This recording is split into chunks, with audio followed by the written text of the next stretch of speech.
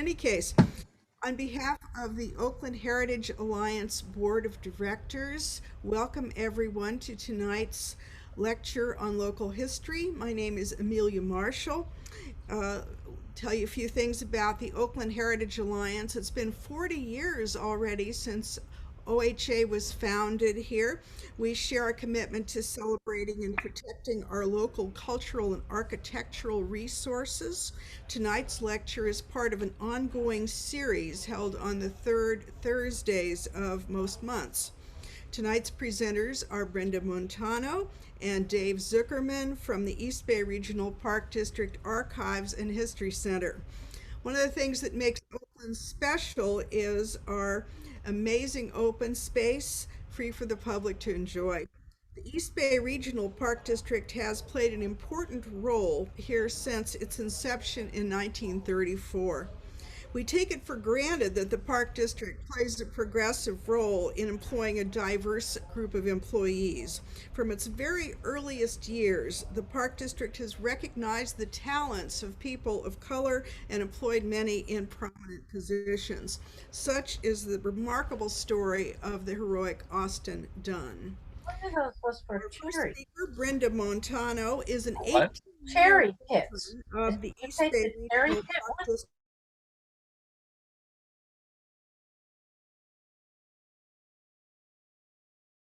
Oop, I think Amelia Marshall, you got muted, so maybe unmute. I think you're getting cut off.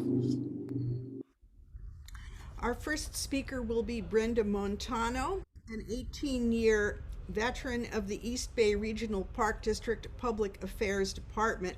She spent the past 15 years developing a Park District History Center, aided by volunteers, part-time staff, and interns.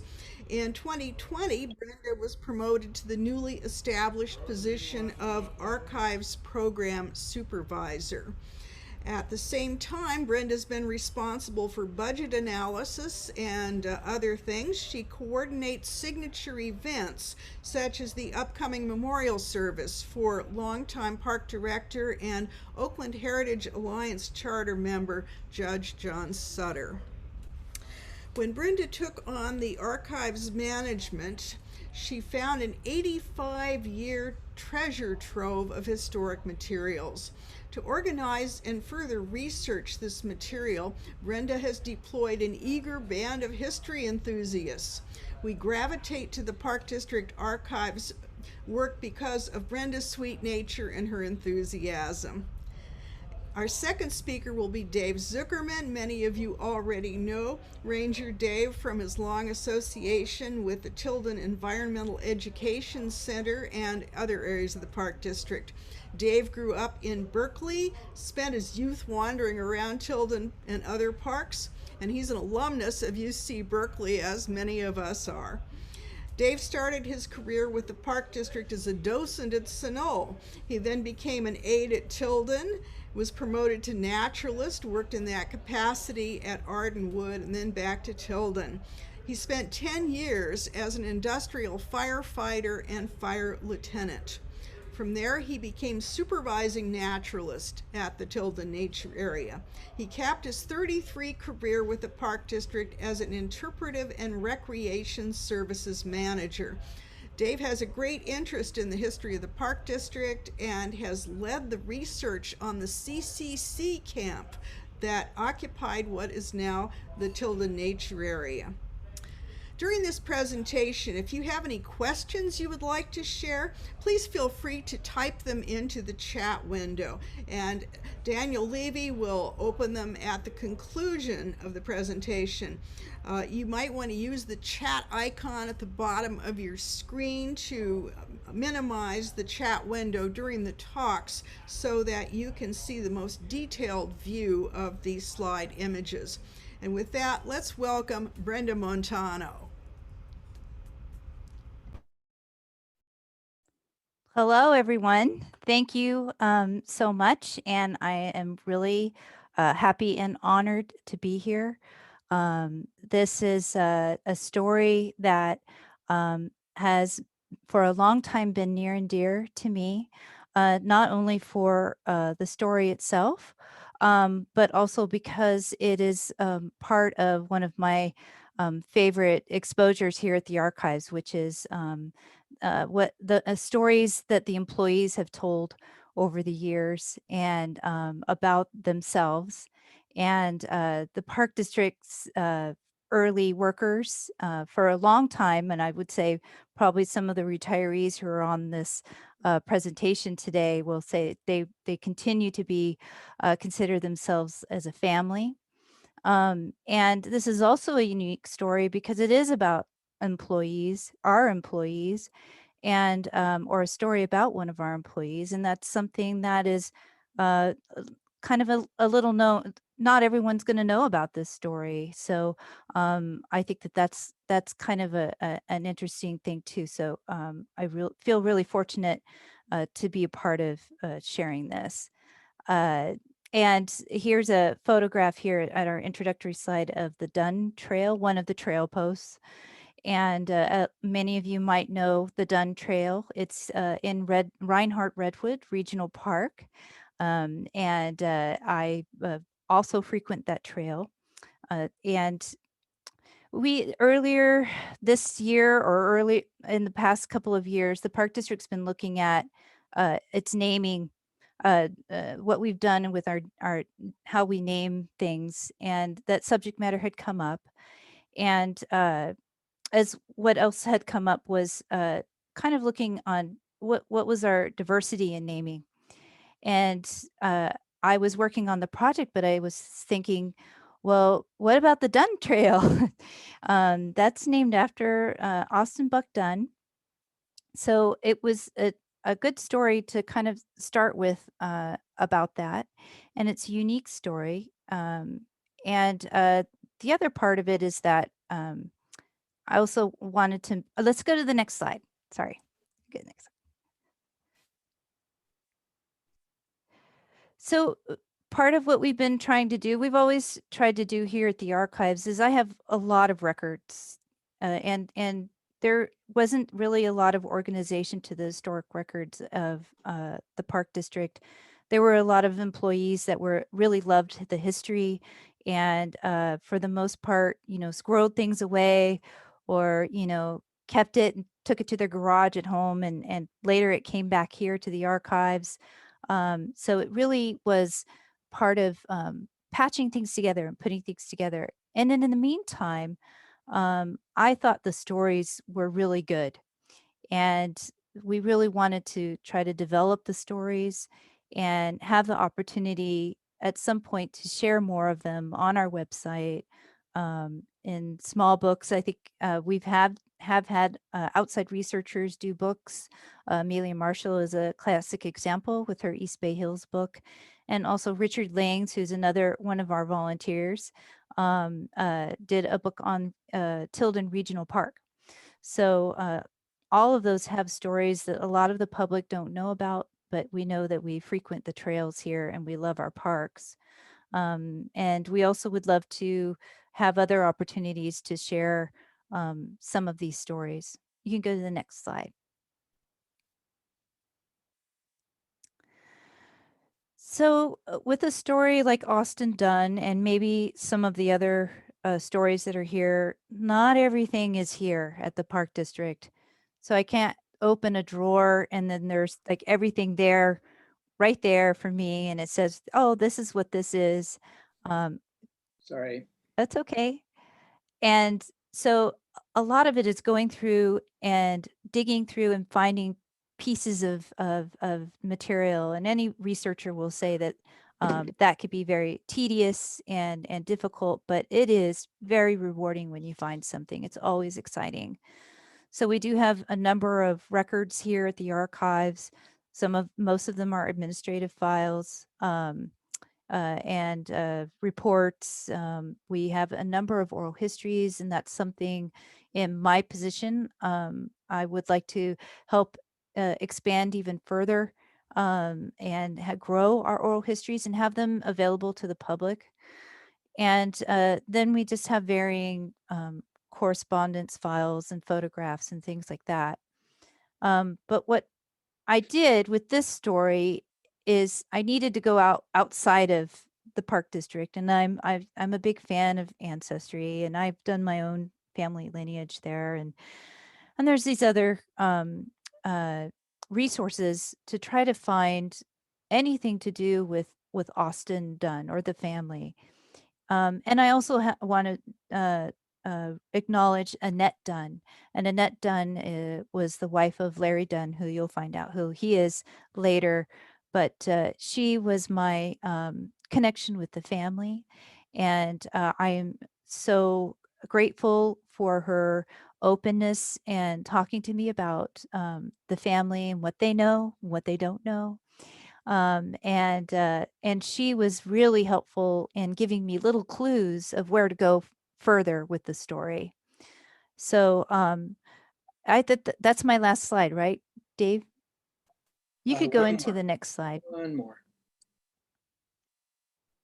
That's it. Okay. So we've mentioned that a lot of our work has been volunteer oriented. So I have a group of volunteers that work here. They are not just volunteers. They are historians. They're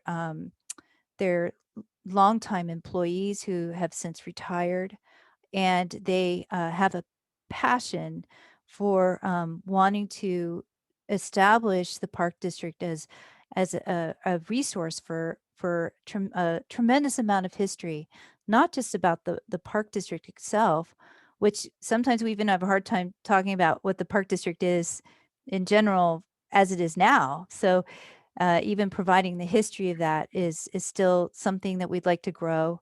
But also we have the cultural history, the parkland history itself. So, previous land dwellers and people who've lived on the land before, those are all stories embedded in our land as well. So we have a lot of different stories and histories to go through and collect. But the big shout out goes to the volunteers who are not just workers that support the archives, but they're also um, my my inspiration and encouragement that I need daily, since I'm a staff of one as as the archives program supervisor. Although I am very well supported by my public affairs department and the rest of the district. So at this point, I'd like to introduce Dave Zuckerman, who's going to get into the meat of the story. And I hope that you enjoy as much as I do how he tells this story, and all the things that he's done as well with me on creating this story.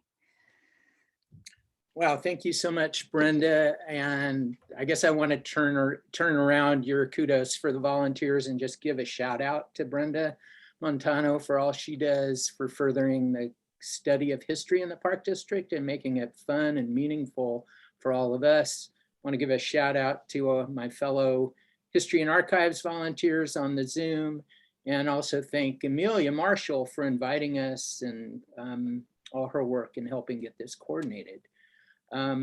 So maybe about this time you might be wondering, okay, what is the Dunn story and why does it matter? And I think Brenda gave you one inkling of an answer, which is, this may be a little hard to see, but the Dunn Trail, I try to run my cursor on it. It comes off of Redwood Road and it curves around, goes beneath the Trudeau Center, winds around, hooks through a corner of Roberts Recreation Area, and then continues in Redwood until it hits the Baccaris Trail.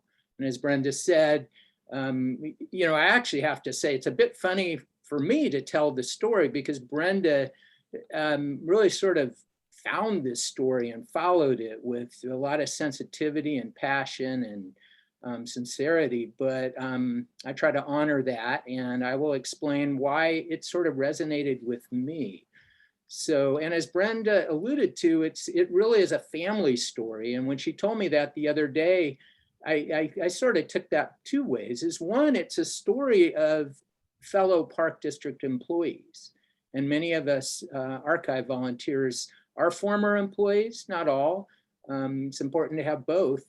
But to that extent, the story feels somewhat personal because many of us knew and worked with Larry Dunn, who is one of the sons of Austin Dunn.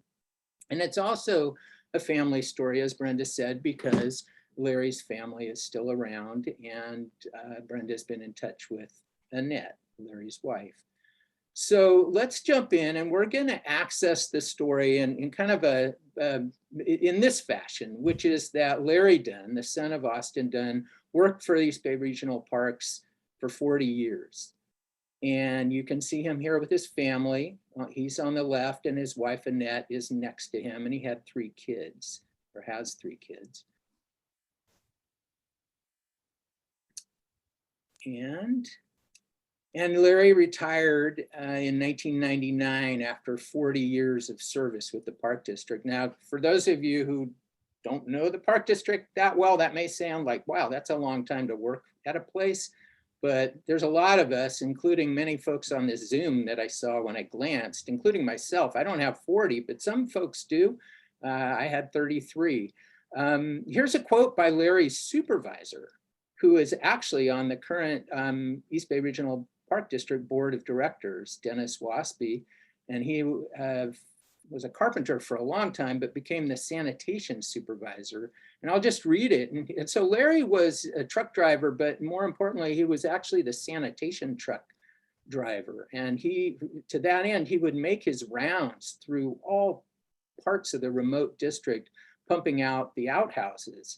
But he made an impact on people. And here, Dennis, in the newsletter, he was quoted after Larry passed in 2003. I was amazed at how many people knew and loved Larry. When he was on vacation and I would substitute on his route, park visitors would see the truck and begin waving, smiling, only to find me.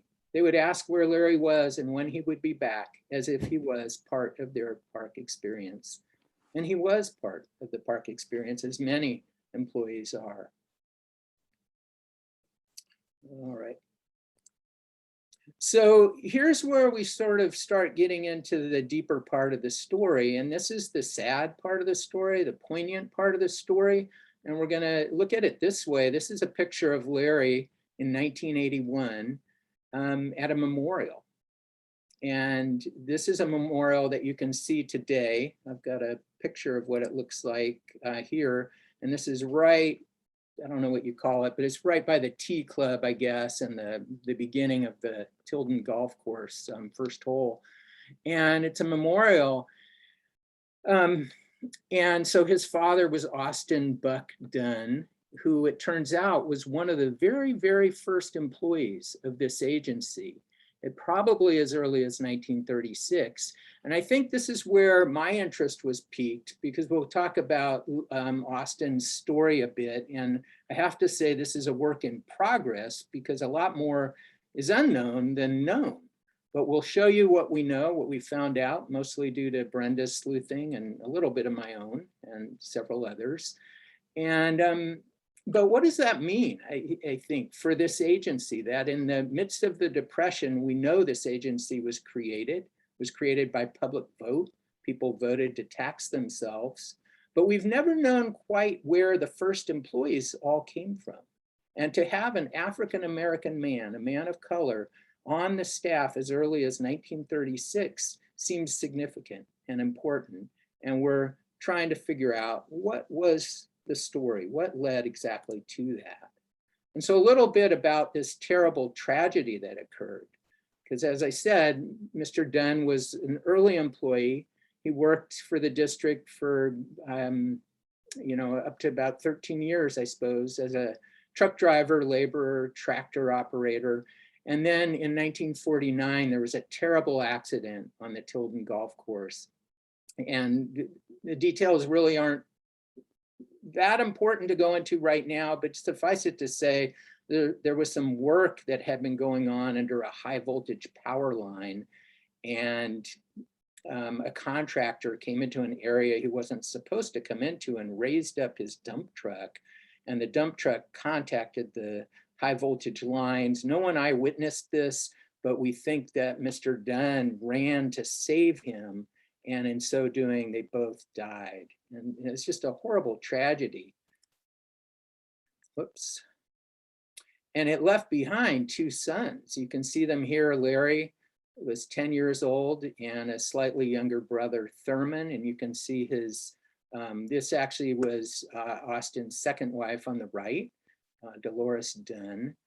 And the workers at Tilden Park, apparently, I mean, it was sort of like a family, as I alluded to before. And the workers, of course, were heartbroken, but they created this memorial drinking fountain, which you see here with the brass plaque. And the brass plaque is the one that's still at the golf course today on the rock. Click forward. Here's another group, another shot of all the employees. So this is all the employees of the Park District in 1949, and including some of the directors. And one thing I want to point out, which Brenda identified, is the men of color, the African-American men that you can see, at least 4 of them: Ernie Hall, Grady Simrell, Larry McDonald, and Eddie Collins. And it was their work and their feelings for Buck Dunn that caused them to create this memorial. In the annual report that year, this is interesting because I was reading today that Dick Walpole, or Richard Walpole, who was the general manager, actually probably started the same year that Austin Dunn started. And Dick Walpole was a greenskeeper on the Tilden golf course for $40 a month. He was a temporary guy. And after a while, he became the GM, which is pretty cool. And in his notes, he says, few changes in personnel were suffered during the described fiscal period. All park employees mourn the loss of Austin Dunn, who lost his life during construction of the driving range. Dunn was employed by the district almost since its conception, and during the years he worked for the regional parks, his value as both a worker and a person was shown in the numerous projects which his labor played a large part in completing, and the true warmth and friendliness he displayed toward his fellow employees was reflected in their feelings for him. His passing was certainly a major blow to all of us. And here's a photo of the driving range. So for those of you who know Tilden Park, the golf course is on Golf Course Road. And if you go across the street from the main golf course parking lot, there's a smaller lot, which is mostly used for the California Native Here Nursery. But it turns out that that's where the original Tilden Park driving range was. And this is it. It was being constructed in 1949. And sadly, there are these high tension lines above. So you can see the memorial fountain right here, and I've kind of enlarged it, but it's not the greatest picture. And here's a close-up of the fountain with the 2 boys and Dolores Dunn. And here's another sort of side note, which is interesting to explore.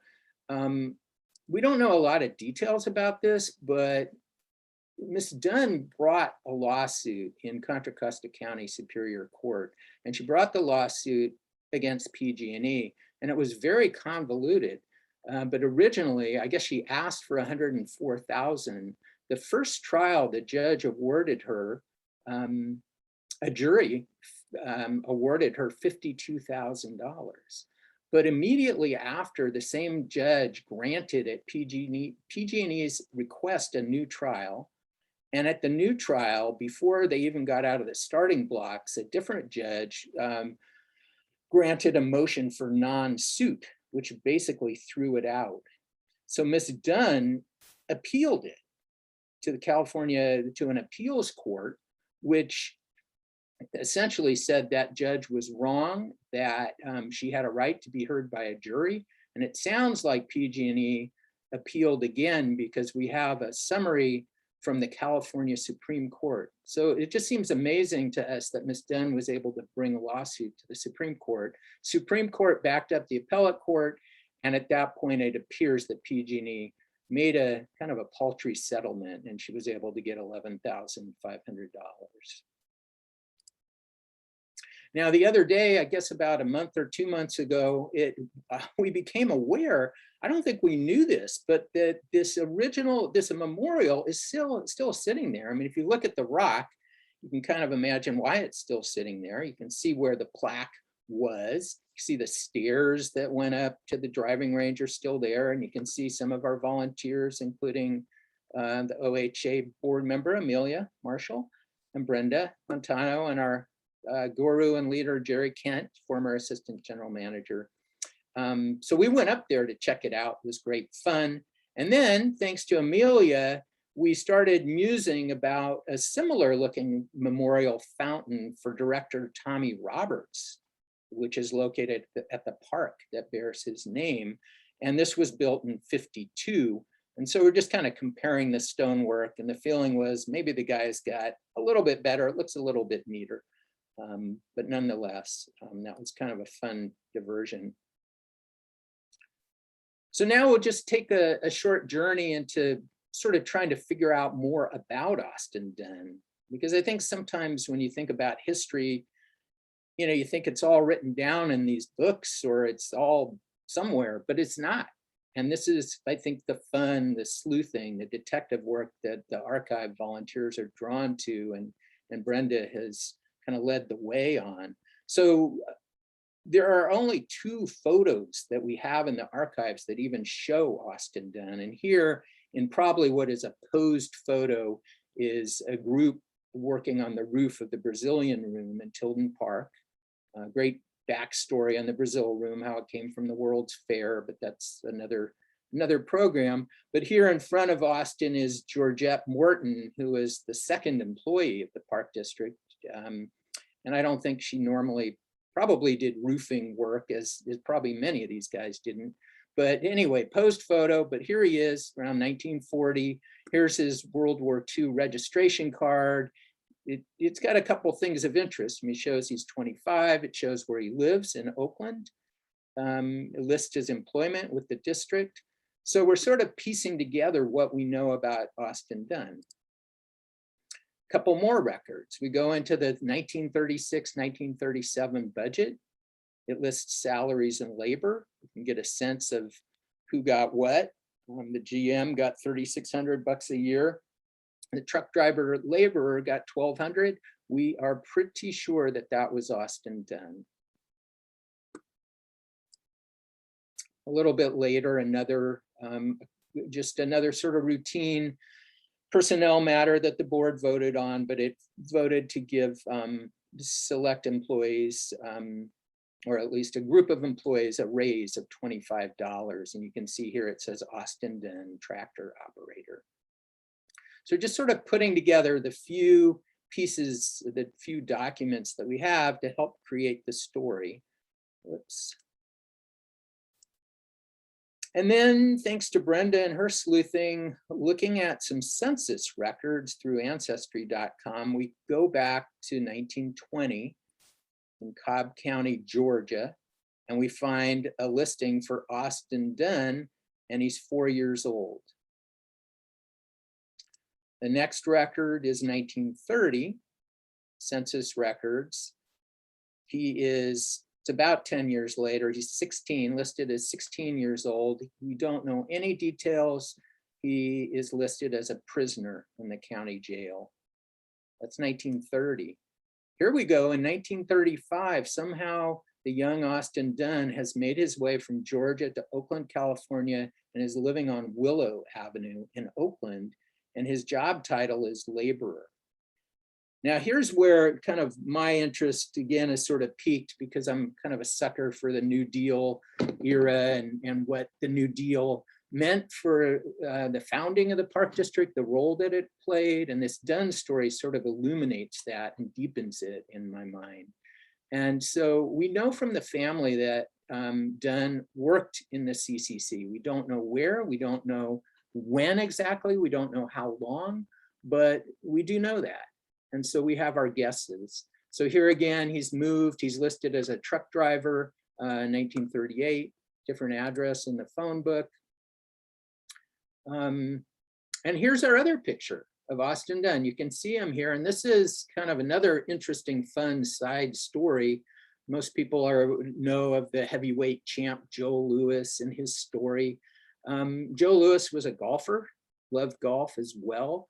He came and played at the Tilden Golf Course. And here you can see General Manager Walpole again. Not quite sure who some of the other folks are, but Buck Dunn is the caddy for Joe Louis. And not only that, but somehow he had previously met Joe Louis. We don't know when or where, but he served as Joe Louis's sparring partner. And it's said, Brenda did some research into it, and apparently Joe Louis would search out folks when he was traveling, you know, strong guys who could box a bit to practice with. So here's a picture of Joe Louis in Italy, did a lot of exhibitions during the war years. And this really leads to kind of the key questions, and I kind of pivot to sort of what does the Dunn story perhaps mean at a broader level. So some of the mysteries are how and when did Joe Louis and Austin Dunn meet? In World War II, possibly in the Civilian Conservation Corps. Many of the CCC camps, especially Camp San Pablo, which we'll talk about, had very prominent sports program, and Camp San Pablo in particular won many boxing championships in California. And deeper question is how and when did Dunn come to California, and how did he end up working at East Bay Regional Parks? Oops. PowerPoint's a little jumpy, sorry about that. So we're going to kind of take a different tack now and just talk a little bit about the district's founding and the CCC. So here's a map. In fact, this map, this is a plaster map that was built by the CCC to help with the Park District's campaign. And it's a kind of a long story, but there were a bunch of these made, and there's only one left. And Brenda and I, a few years ago, helped get this thing restored. And if you want to see this thing with the original colors, it's on the wall. It's about, gosh, 6 by 12 feet, and weighs about 300 pounds. And it's on the wall as a primary exhibit at the Environmental Ed Center at Tilden Park. But here you can see, oh gosh, I am sorry about this. So here, this is Camp San Pablo on San Pablo Reservoir. This is Camp Wildcat, which is the EEC Tilden Nature Center. These are the camps, the CCC camps that were located in places that became regional parks. And the other one is here. Got a few pictures in a minute, but this is Camp Grass Valley in today's Anthony Chabot. There's some others like Strawberry Canyon, but these three are the primary. And just when we talk about the New Deal and what it really, how it helped get this district off the ground, one thing to realize is that in order to have a park district, you needed land. And something very amazing, fortuitous, unusual, rare occurred in the late 20s and early 30s. And that is that there became sort of all of a sudden, all this surplus, pristine wilderness watershed land. And here in a map that's taken from the seminal Olmsted Hall report, as in Frederick Law Olmsted Jr. and Ansel Hall, wonderful report. This, if you look at this the spine of the East Bay Hills here, this green, this was land, this was the vision, the land that the water company, East Bay Mud, had declared surplus. And these park visionaries decided this was what they wanted to save and turn into parkland. And so this great opportunity for a park district really came about because of this land. And here our GIS folks kind of turn this map into today's parks. So keep your eye on that spine of hills. And then you'll see we've got Wildcat, Tilden, Sibley, Redwood, Chabot, Lake Chabot, and many others. So these were the lands. And just for fun to kind of show you how these watershed lands were locked up for generations. Just some early pictures. You can guess perhaps what that one is. See if you're right. And then the other really big and old one was San Leandro Dam, called Lake Chabot.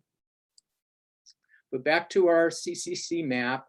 And here's where I think the Dunn story really deepens our understanding. So to this point, we really knew that the New Deal was instrumental. It didn't just provide labor and money to a brand new park district, but we think it really bolstered the campaign, the political campaign, the grassroots organizing to say to people, hey, if you vote for parks, you're going to put our local folks and many others to work.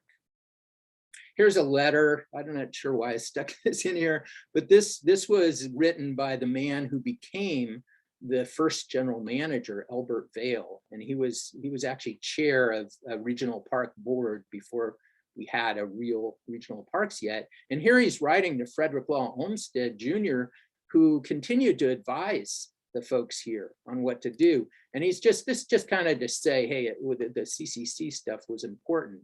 And he says here, you probably know we have 4 CCC camps in the proposed park areas, and they've done a splendid piece of work in fire prevention, but little or nothing in planning for parks.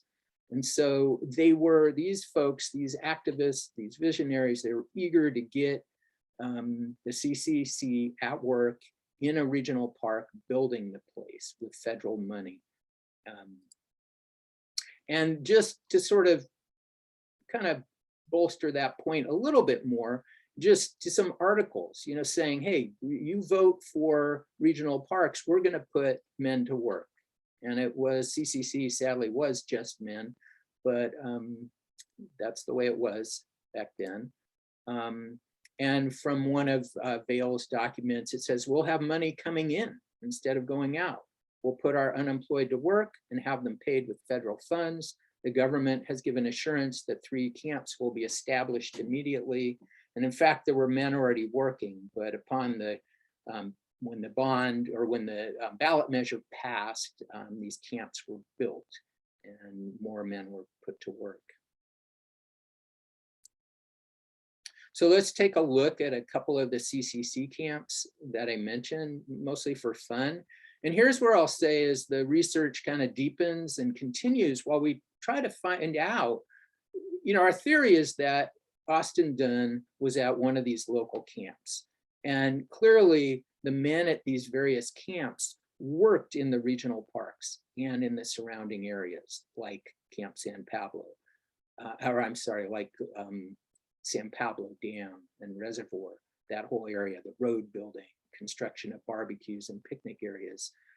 So we think that's how, and we know there's a few others, including Wes Adams, one of the first field employees in the Park District, came from these camps, but to access the camp records is not the easiest thing. We're kind of working on that because we really want to pinpoint. So here you have Camp Wildcat, and so if you know Tilden, this is where the little farm and the nature center is probably right here on the parade grounds, the old CCC camp, which is kind of cool. This is the other one I alluded to, the big one, Camp Grass Valley. If you're a hiker and you do the Goldenrod Trail, that's what it looks like today. And that's what it looked like yesterday.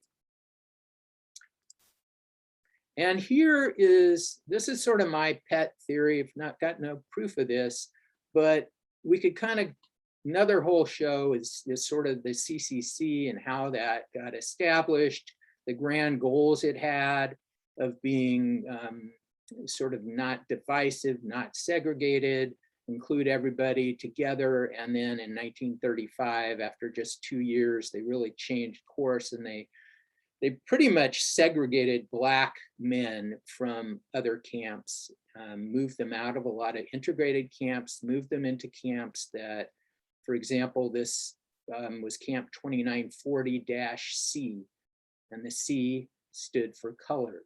And so Camp San Pablo, not for all of its years, but for most of its years, had a couple of different so-called colored camps of Black men. And here you can see in the top, if you're a hiker and you go to Kennedy Grove, this is what Kennedy Grove looked like. And then on the bottom is some of the surrounding land. SP7 was the name of that camp. It actually meant State Park 7, even though it wasn't a state park, it was under that class. Whoops. And another slide of road building in that area. So it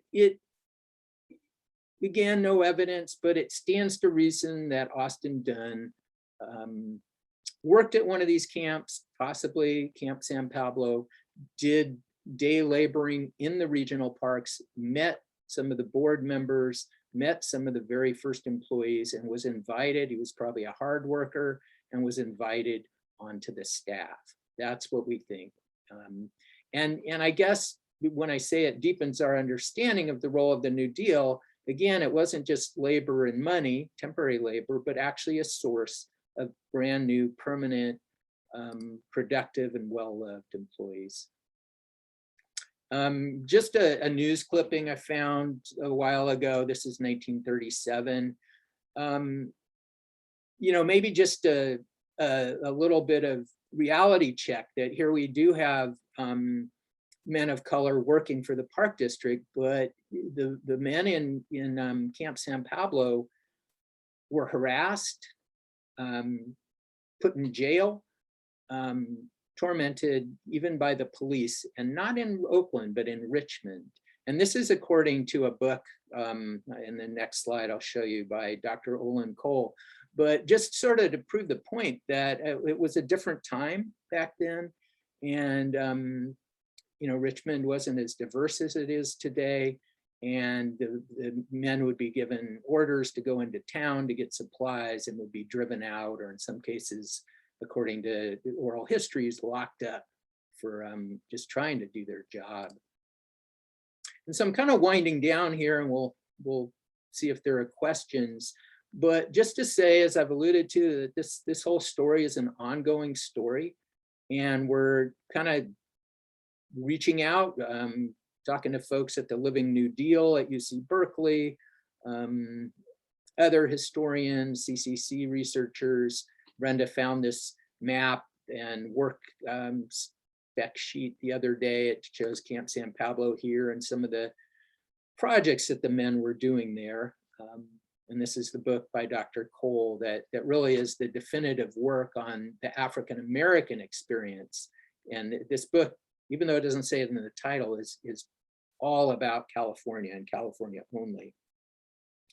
So with that, I'm going to go to our last slide, and I think I'm going to wrap it up there and see if there's any questions. So thanks for listening and being here tonight.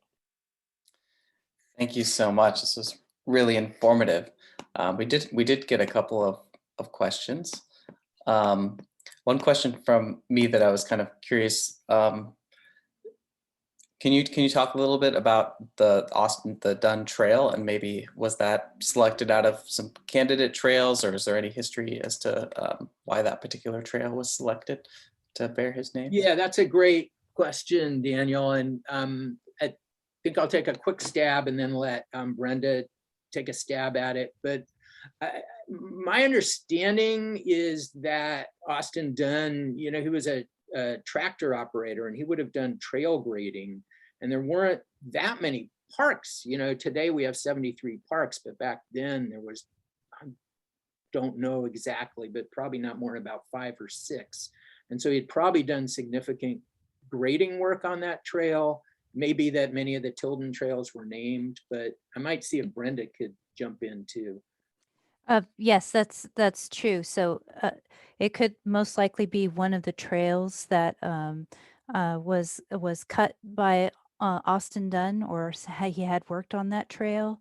But there are some records here that kind of indicate that around 1949, I'm like this because I'm here, but that area of Reinhardt Redwood was being developed into trails and parkland, and the timing could have been that they had just completed that trail, and it was in hand with his passing, and they thought it was not uncommon for them to come up with a trail name without any process at all, just that they wanted to memorialize them in that way.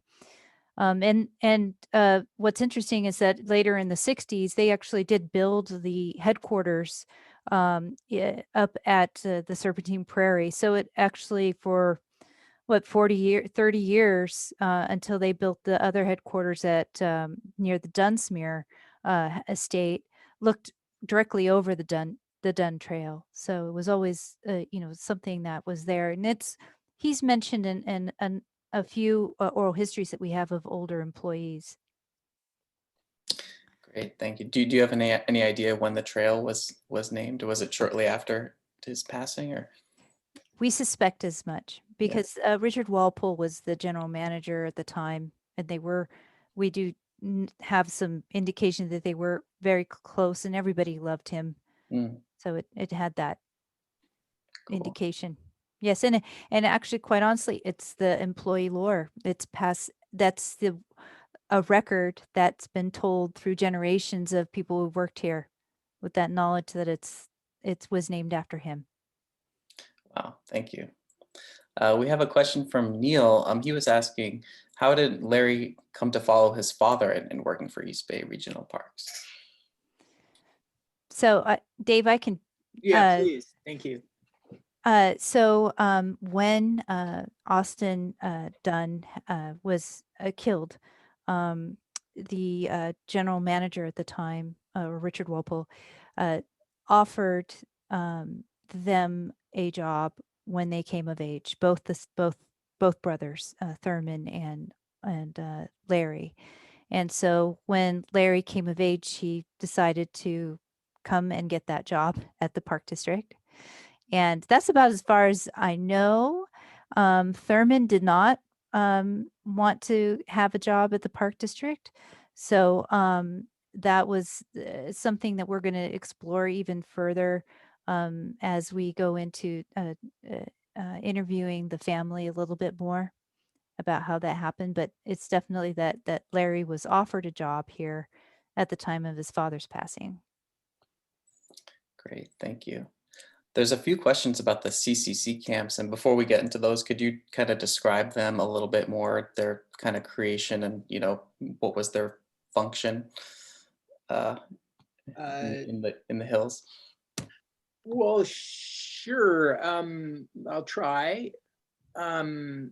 I mean, this for folks, I imagine there's folks who may know a whole lot, and maybe some folks who aren't as familiar with it, but just so at the risk of boring some folks, I mean, just to say that the CCC was established as one of several or one of many federal programs during the Great Depression. And this was when Franklin Delano Roosevelt was elected and began his days in office in 1933 during some really, really tough times. And one thing I forgot to mention, which is a little of a side note to this question, but so the CCC was established to put young people to work.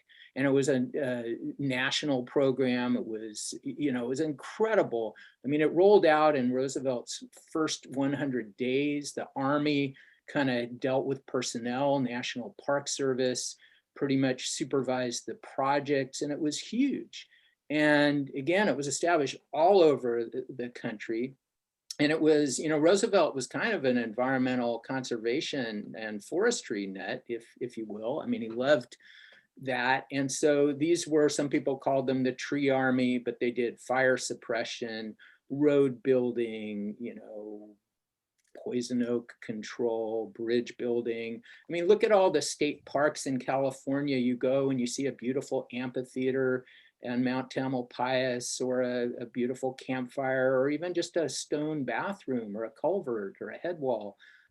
These are items that were built by these youth who were often led by landscape architects in the National Park Service. But one point I wanted to make, which I forgot, which is just that when you talk about the African-American experience in the CCC, they were underrepresented. But you could argue, as Mr. Cole does, that the African-American youth really suffered during the Depression disproportionately, so that probably about 10% of youth were Black. However, about 40%, the unemployed youth were about 40% Black. So it was disproportionate, and they were underrepresented. But so anyway, that's kind of a long answer. I hope, again, it was part of a federal program. It's just that it just so happened that this East Bay MUD declaring land surplus And the visionaries in the East Bay, who were largely connected with UC Berkeley, said, hey, we have an opportunity here. We have a plan. And coincidentally, we had the New Deal programs. It was like, you know, fruit waiting to be plucked. Thank you. That was perfect. Thank you. In terms of the couple of questions that we have, one is from Charles. He's wondering about Camp Wildcat Canyon. They used to have the Tilden Explorers Rangers Kids Meeting House just up the hill to northeast of the little farm that was around 1970 before the current nature center. Yeah. Was the building repurposed from the CCC camp? And just offhand, do the Tilden Explorers and Rangers still exist? Wow, great question. Very near dear to my heart. So yeah, awesome question. So you would think because it's a stone building, like, hey, that was CCC. It was not. That building was built in the 1950s. And yes, it is still there. And you can go uphill north and west of the little farm, and or actually just north of the farm, and it is there. And yeah, 1949, a lot happened, I guess. I never thought of it that way. That was a sad year for Austin Dunn. It was also the year that Ranger Jack Parker, the first interpretive ranger of the East Bay Regional Parks, established the Tilden Junior Rangers. I think the Explorers were like a rank, if you will, in that program, but the program was always and still is called Tilden Junior Rangers. And yes, Charles, it exists today. I actually happily helped lead that program for about 25 years. So yeah, that building is there, and it was actually probably the first nature center in Tilden Park as well. Amelia Marshall is asking, do you know the location of the segregated camp by Lake Chabot? Yeah, I don't know so much about the camp by Lake Chabot. I actually thought Amelia knew more about it. I think so. Dr. Cole doesn't talk about that camp in his book, to my knowledge. But I believe there was a camp called Camp San Leandro near Lake Chabot. It wasn't the Grass Valley one I showed. Amelia has mentioned, but I wish I knew more, Amelia. I think that's an area that we need to look into. So I'm sorry. Great. And she also suggests, there's a recent excellent book on the CCC and WPA called The New Deal by Michael Hiltzik. Okay.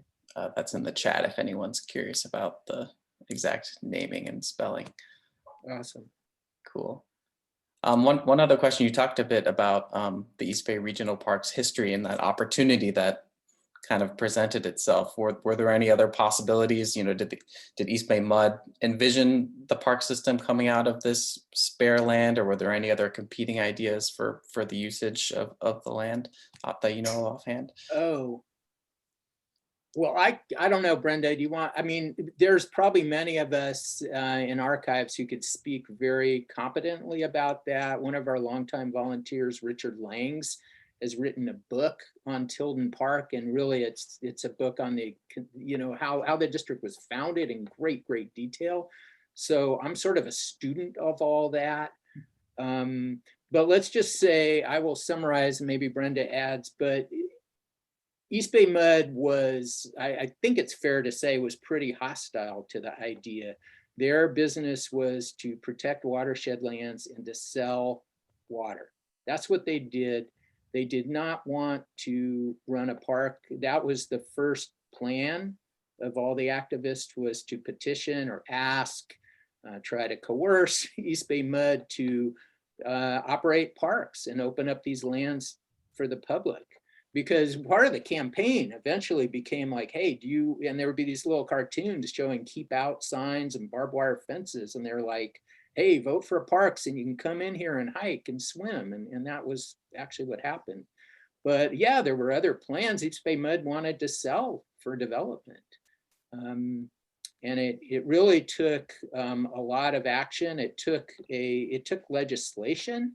In 1933, I think it was AB 1114. And I think it was the first time in the country that, there were other special districts set up for fire and water. Special districts are these government agencies set up to do something, but we were the first and had to get special permission from the legislature to do this, and signed by the governor, to create a special district to run a park agency. And so once that was authorized, that led to the campaign. And the campaign was actually pretty amazing because it won by over 70%. And this was in 1934. People are voting to tax themselves 5 cents on every $100 of valuation. I mean, that's pretty incredible. So yeah.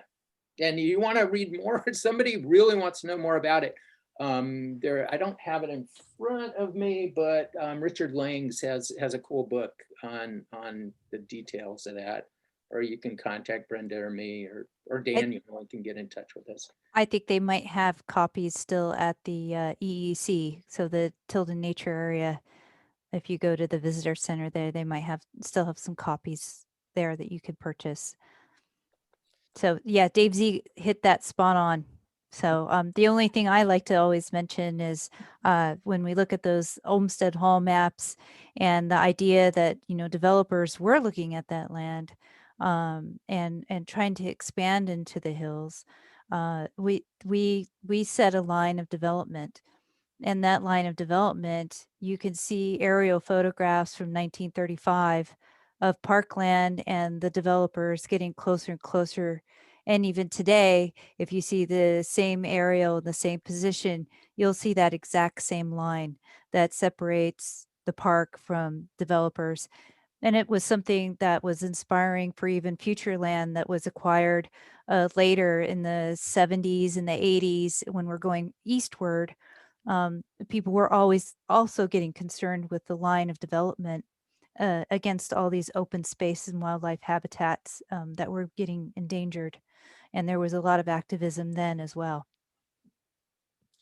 Cool. Thank you for that history, and definitely always a good reminder that these parks aren't something to take for granted, and they're, really special places. I know, a few other parks and places in Oakland that could have become parks like Trestle Glen and things like that. The city didn't purchase that, but it happened here with the East Bay Regional Park. So we need to remember how special these places are and support them. So thanks for presenting. I think that's all the questions we have.